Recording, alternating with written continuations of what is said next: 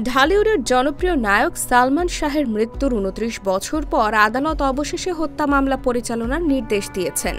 সালমান শাহ ১৯৯৬ সালের ৬ সেপ্টেম্বর মারা যান। দীর্ঘদিন ধরে মৃত্যুর প্রকৃত কারণ নিয়ে জল্পনা চললেও তদন্তের জন্য কোনো কার্যকর পদক্ষেপ নেওয়া হয়নি। নতুন এই আদেশে সালমান শাহের মামা আলমগীর কুমকুম রমনা থানায় মামলা করেছেন। মামলায় সাবেক স্ত্রী সামিরা হক, খল চরিত্রের অভিনয়শিল্পী ডন হক সহ মোট ১১ জনকে আসামি করা হয়। সালমানের পরিবার বরাবরই দাবি করে এসেছে, সালমান শাহকে পরিকল্পিতভাবে হত্যা করা হয়েছে এবং পরিবারের অভিযোগের তীর ছিল তার স্ত্রী সামিরার দিকে, আর সামিরা বরাবরই এটি অস্বীকার করেছেন। নিজের যুক্তি তুলে ধরে সামিরা দাবি করেন, সালমান মানসিকভাবে ছিল সুইসাইডাল বাই নেচার। এর আগেও সে ৩ বার আত্মহত্যার চেষ্টা করেছে। একটা বাসায় একটা বাচ্চা যখন আত্মহত্যা করে তখন কি তার মা বাবাকে রিমান্ডে নেওয়া হয়? তাহলে আমাকে কেন? এদিকে সালমান শাহের মৃত্যুর ঘটনাকে হত্যা মামলা হিসেবে নির্দেশ দেওয়ার পরে গত ৪ দিন সামিরার খোঁজ মিলছে না।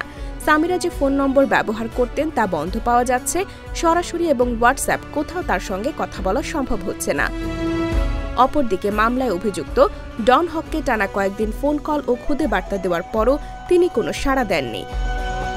সম্প্রতি আদালতের নির্দেশ ও মামলার পুনরুজ্জীবনের খবর প্রকাশিত হওয়ার পর সালমান ভক্তদের মধ্যে এক ধরনের উত্তেজনা ও আশার অনুভূতি দেখা দিয়েছে।